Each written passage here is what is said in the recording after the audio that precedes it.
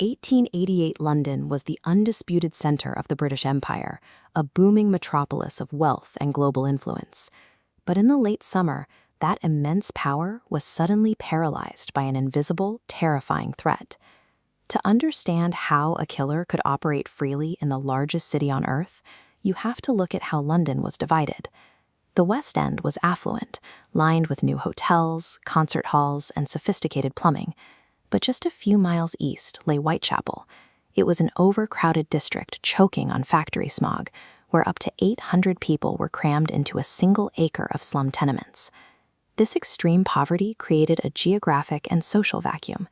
Tens of thousands of transient residents moved through a maze of incredibly narrow streets and unlit alleyways just to survive. For a predator, this isolation provided an impenetrable hunting ground, where they could strike and vanish without a trace. In late August and early September, the bodies of Marianne Polly Nichols and Annie Chapman were discovered in the dark streets and backyards of Whitechapel. The medical examiners encountered a level of anatomical knowledge that disturbed the authorities.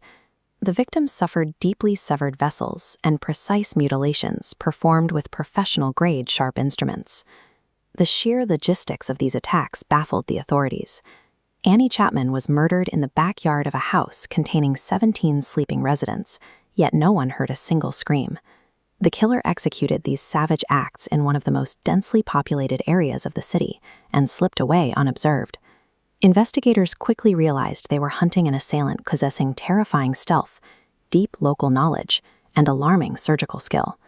Local fear soon erupted into an empire-wide obsession, fueled by the churning newspaper presses of Fleet Street. Daily editions competed for the most sensational headlines, printing lurid details that kept the public in a constant state of panic. On September 27th, the Central News Agency received a letter penned in red ink. Addressed "Dear Boss," the writer openly taunted the police, boasting about the murders and promising more violence to come. At the bottom of the page sat a chilling signature, "Jack the Ripper." This era illustration captures how the press ran with it, plastering the letters and grim caricatures across front pages everywhere. That specific branding shifted the entire dynamic of the investigation. The Whitechapel murders became the world's first modern serial killer media spectacle. By broadcasting the killer's taunts and assigning him a catchy, terrifying persona, the press effectively armed the murderer with a mythological status. The police force found themselves paralyzed by both the gruesome crimes and the overwhelming public hysteria surrounding them. The violence escalated dramatically in the early hours of September 30th, a night that would become known as the double event. In less than an hour, the killer struck twice, taking the lives of Elizabeth Stride and Catherine Eddowes. This map illustrates the impossibly narrow window the killer operated within during the second murder. At 1:30 a.m., Police Constable Edward Watkins patrolled Mitre Square and saw nothing. Exactly 14 minutes later, at 1:44 a.m., he returned to find Catherine Eddowes' brutally mutilated body. Within that 14-minute gap, the assailant lured his victim into the square, slit her throat, extracted specific organs in the pitch black, and vanished. Looking at these sightlines, there is almost zero margin for error. One wrong turn or a few seconds of delay would have meant running directly into the police. This photograph shows the actual brick walls and cobblestones of Mitre Square. It is a stark, enclosed space flanked by tall warehouses. The double event proved the killer possessed unparalleled audacity and an absolute geographic mastery of the Whitechapel labyrinth, allowing him to navigate the shadows completely undetected. A few weeks later, George Lusk, the chairman of the Whitechapel Vigilance Committee, received a small, horrifying package in the mail. The accompanying letter simply began with the words, "From Hell."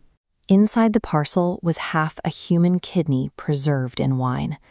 Medical examinations confirmed the organ belonged to someone suffering from Bright's disease, an inflammatory kidney condition that Catherine Eddowes was known to have had.